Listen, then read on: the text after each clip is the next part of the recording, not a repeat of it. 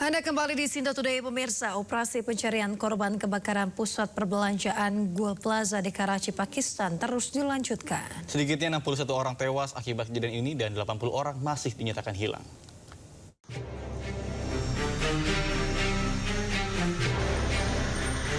Operasi pencarian dan evakuasi korban di Gul Plaza Shopping Center di Karachi, Pakistan kembali dilanjutkan. Petugas menyisir puing bangunan menggunakan alat berat untuk mencari korban selamat maupun jenazah para korban tewas. Jumlah korban tewas dilaporkan meningkat tajam menjadi 61 orang usai 30 jenazah ditemukan di satu toko yang hangus terbakar. Para korban diduga mengunci diri di dalam toko tersebut untuk menyelamatkan diri saat kepanikan dan desak-desakan terjadi di awal kebakaran. Otoritas tempat menyampaikan jumlah korban tewas masih bersifat sementara dan akan dipastikan setelah proses identifikasi melalui tes DNA. Sementara sekitar 80 orang saat ini juga masih dilaporkan hilang. Pemerintah Provinsi Sindh memerintahkan penghentian sementara pembersihan puing hingga seluruh korban berhasil dievakuasi.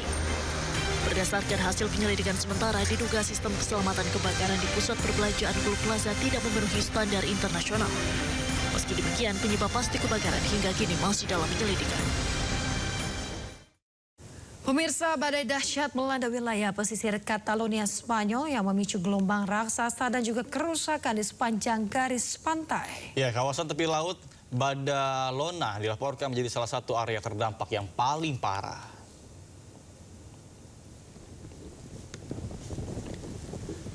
Nampak di kawasan pejalan kaki di sepanjang garis pantai rusak akibat hantaman gelombang. Hanya segelintir warga terlihat menyaksikan dampak badai dari jarak yang aman. Bahkan badai dipicu oleh sistem tekanan rendah yang dalam dan diperkuat dengan angin timur yang kencang. Kondisi tersebut menghasilkan gelombang yang tinggi sangat luar biasa, tinggi dan juga mempercepat erosi pantai. Layanan meteorologi telah mengeluarkan peringatan level oranye terkait dengan gelombang tinggi di beberapa bagian pantai Catalan. Sementara otoritas setempat menyatakan perbaikan sejumlah kerusakan akan dilanjutkan setelah kondisi membaik. Bahkan layanan darurat tetap siaga karena sistem badai diperkirakan masih mempengaruhi kawasan pesisir.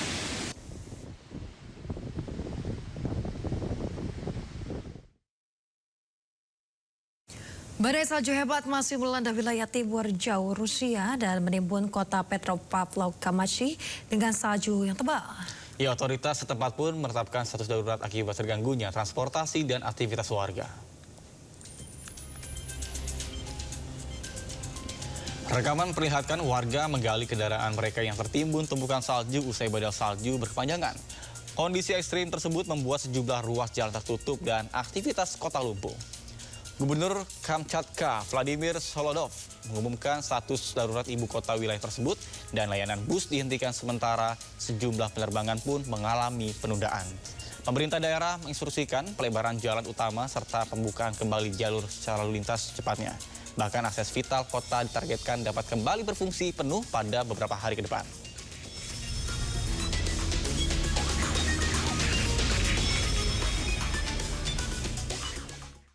Pemirsa, Israel kembali melancarkan serangan udara intensif ke wilayah Lebanon Selatan.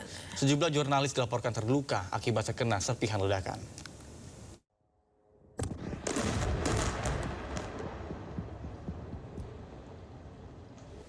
Inilah momen ketika militer Israel melancarkan serangan udara di wilayah Kanarit, Lebanon Selatan. Nampak sejumlah bangunan hancur akibat serangan udara. Pesawat tempur Israel terbang rendah dan melancarkan serangan udara ke sejumlah bangunan permukiman, termasuk di wilayah yang jauh dari perbatasan dengan Israel. Selain itu, pesawat nirawak Israel juga dilaporkan menyerang 2 mobil warga sipil.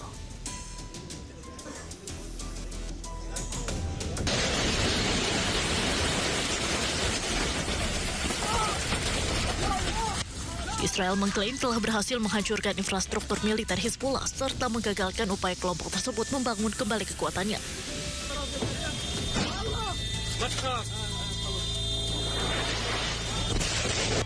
Dalam insiden tersebut, sejumlah jurnalis yang tengah meliput dilaporkan terluka akibat terkena serpihan ledakan.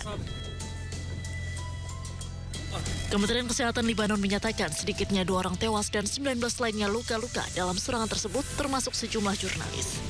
Serikat Fotografer Pers Lebanon menilai klaim Israel terkait jarak aman meliput belum cukup menjamin keselamatan jurnalis di lapangan.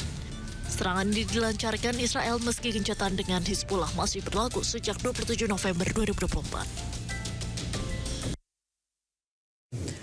Pemirsa, badai siklon Harry menerjang sejumlah wilayah di selatan Italia.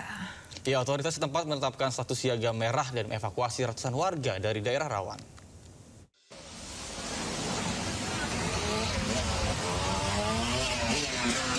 Badai siklon Harry menerjang wilayah pesisir Italia Selatan.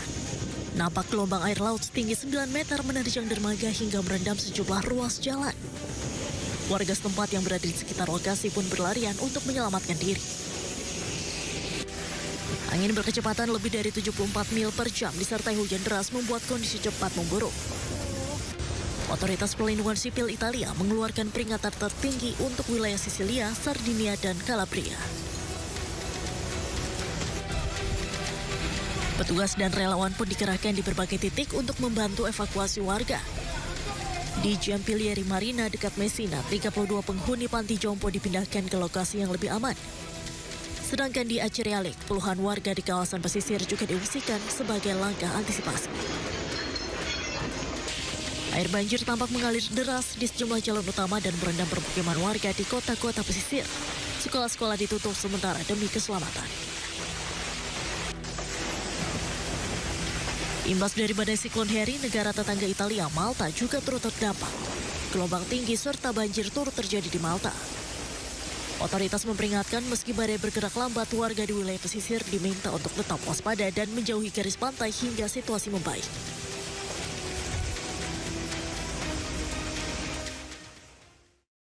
Kita ke informasi berikutnya, pemirsa. Presiden Prabowo Subianto melakukan pertemuan dengan Raja Charles III di London, Inggris, Rabu waktu setempat. Pertemuan tersebut berfokus pada kerjasama di bidang lingkungan dan konservasi alam.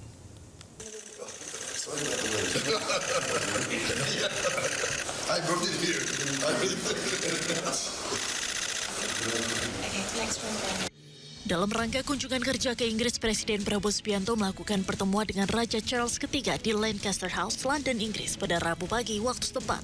Keduanya bertemu dalam acara pertemuan dengan filantropi lingkungan Indonesia Inggris yang menjadi salah satu agenda lawatan Presiden Prabowo di Inggris. Selanjutnya, Prabowo dan Raja Charles menggelar pertemuan tertutup di Istana St. James, tak jauh dari Lancaster House. Dalam pertemuan tersebut, Presiden Prabowo dan Raja Charles III membahas sejumlah isu lingkungan, termasuk yang berkaitan dengan konservasi gajah. Inggris berkomitmen untuk bekerja sama dalam membantu memperbaiki ekosistem dan pemulihan 57 taman nasional di Indonesia. Intinya adalah ada kerjasama dan komitmen dari Inggris untuk membantu Indonesia dalam memperbaiki ekosistem dan memperindah pemulihan 57 taman nasional di Indonesia. Selepas dari Istana St. James, Presiden Prabowo melanjutkan perjalanan ke bandara untuk terbang menuju Davos, Swiss. Presiden dijadwalkan untuk memberikan pidato khusus dalam World Economic Forum di Davos. Pemirsa, Presiden Republik Indonesia Prabowo Subianto menuntaskan rangkaian kunjungan kerjanya di Inggris dengan membawa sejumlah capaian konkret yang berdampak langsung bagi kepentingan nasional. Ya, hasil kunjungan tersebut mencakup komitmen investasi bernilai miliaran pound sterling dan penguatan kerjasama sektor maritim, serta kolaborasi strategis di bidang pendidikan tinggi. Sekretaris Kabinet Teddy Indra Wijaya mengungkapkan adanya komitmen investasi senilai 4 miliar pound sterling atau sekitar 90 triliun dari Inggris. Ini merupakan hasil pertemuan Presiden Prabowo Subianto dengan Perdana Menteri Inggris Keir Starmer. Teddy menjelaskan rangkaian agenda Presiden telah rampung pada 21 Januari 2026 dengan membuahkan hasil kerjasama yang konkret. Jadi yang pertama ada komitmen investasi sebesar 4 miliar pound sterling, itu sekitar 90 triliun. Okay? Kemudian yang kedua ada kerjasama maritim.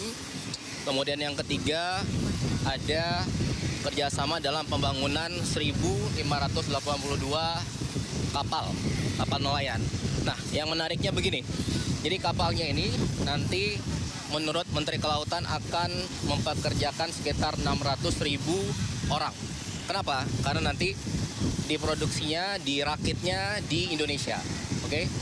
Jadi 30.000 sendiri itu untuk awak kapalnya, kemudian 400.000 untuk yang memproduksinya, Oke. Kemudian nanti ada 170.000 itu multiplier efeknya di luar dari yang berkaitan langsung, ya. Teddy menambahkan RI dan Inggris juga akan kerjasama di bidang pendidikan tinggi. Seperti diketahui dalam rangkaian kunjungan kerjasama ke Inggris, Prabowo bertemu dengan 24 profesor dari 24 universitas terkemuka di Inggris Raya, termasuk Oxford University, King's College London, Imperial College London, dan University of Edinburgh. Pemerintah menargetkan pembangunan 10 kampus baru di dalam negeri dengan fokus utama pada bidang kedokteran dan STEM.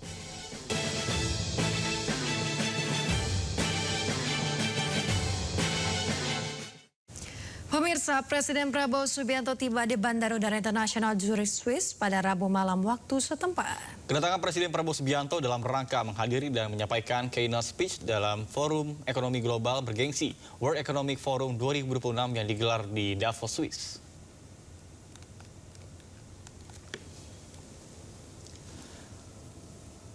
Dalam forum bergengsi ini, selain menyampaikan pidato, Presiden juga akan melakukan serangkaian pertemuan penting. Presiden diagendakan menggelar pertemuan bilateral dengan kepala negara sahabat serta berdialog langsung dengan pimpinan perusahaan teknologi dan investor global. Upaya menarik minat investor juga diperkuat dengan kehadiran Indonesia Pavilion. Fasilitas ini menjadi etalase utama untuk memamerkan potensi ekonomi dan komoditas unggulan tanah air.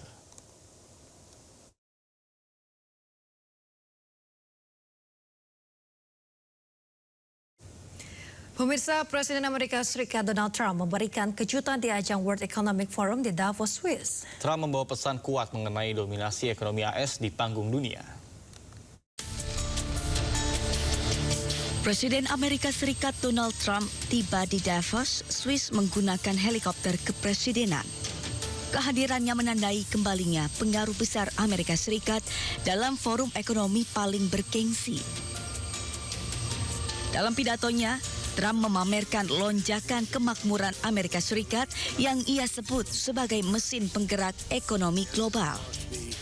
I've come to this year's World Economic Forum with truly phenomenal news from America. Yesterday marked the one-year anniversary of my inauguration, and today, after 12 months back in the White House, our economy is booming, growth is exploding, productivity is surging, investment is soaring, incomes are rising,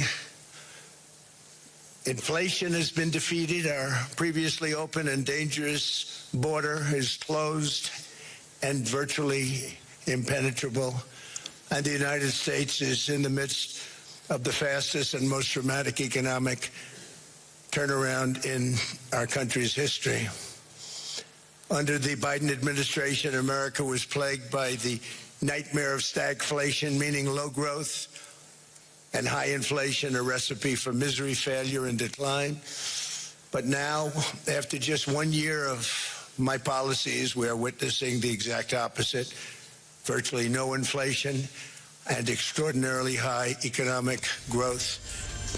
Kini dunia menanti apakah narasi kemajuan Amerika Serikat ini benar-benar akan berdampak positif bagi stabilitas ekonomi global atau tidak ada pengaruhnya sama sekali. Pemirsa, Amerika Serikat dan NATO mencapai kesepakatan terkait dengan kerangka kerjasama Greenland dan juga wilayah Arktik di masa depan. Ya, sebagai gantinya Amerika Serikat membatalkan sanksi kenaikan tarif untuk Eropa.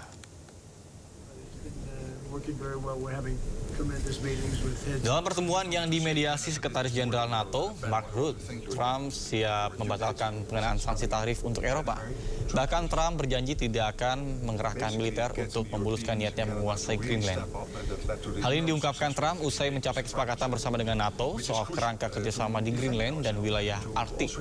Kesepakatan dinilai Trump ini dan juga Rutte akan menguntungkan kedua belah pihak. Bahkan kesepakatan ini dicapai di tengah penolakan Denmark untuk bernegosiasi dengan Amerika Serikat terkait dengan Greenland.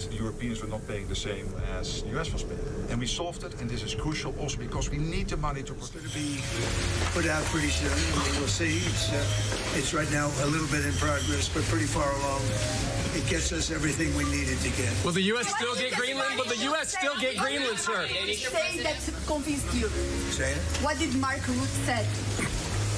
Well, he's a great leader. I think he's fantastic. The Secretary General was representing the other side, which is really us too, because, we're a very important member of NATO. I've done a lot for NATO. And it's really nice. I mean, it's a deal that everybody's very happy with.